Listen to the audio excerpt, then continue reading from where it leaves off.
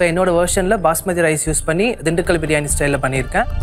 Master ஷெஃப்ல நான் பண்ண திண்டுக்கல் பிரியாணி ஒரு சூப்பர் டூப்பர் ஹிட். என்கிட்ட நிறைய பேர் ரெசிபி கேட்டிருந்தீங்க, பண்ணலாமா? குக்கரில் 1/2 கிலோ மட்டன் தண்ணி சேர்த்து 10 விசில் நல்லா வேக வச்சு எடுத்து வச்சுக்கோங்க. பிரியாணி மசாலாவுக்கு 2 டேபிள் ஸ்பூன் தனியா, 1 டேபிள் ஸ்பூன் சீரகம், சோம்பு, மிளகு சேர்த்துக்கோங்க. 10 முந்திரி பருப்பு, 6 ஏலக்காய், 6 கிராம்பு சேர்த்துக்கோங்க. இது கூடவே 2 ஜாதி பத்திரி, 2 நட்சத்திர சோம்பு சேர்த்துக்கோங்க. 2 துண்டு பட்டை சேர்த்துக்கோங்க. 1/2 டேபிள் ஸ்பூன் கல்பாசி சேர்த்துக்கோங்க. 2-3 பிரியாணி இலை சேர்த்து நல்லா அரைச்சி எடுத்தீங்கன்னா பிரியாணி மசாலா ரெடி. ஏர்டைட் பாக்ஸில் ஸ்டோர் பண்ணி ஃப்ரிட்ஜில் வச்சு யூஸ் பண்ணிக்கோங்க. கூடவே 25 சின்ன வெங்காயம், காரத்துக்கு பச்சை மிளகாய், இஞ்சி பூண்டு சேர்த்து நல்லா அரைச்சி எடுத்து வச்சுக்கோங்க. இப்போ ஒரு பாத்திரத்தில் தாராளமாக தேங்காய் எண்ணெயும் நெய்யும் சேர்த்துக்கோங்க. இது கூட அரைச்ச பேஸ்ட் சேர்த்து நல்லா மிக்ஸ் பண்ணிக்கோங்க.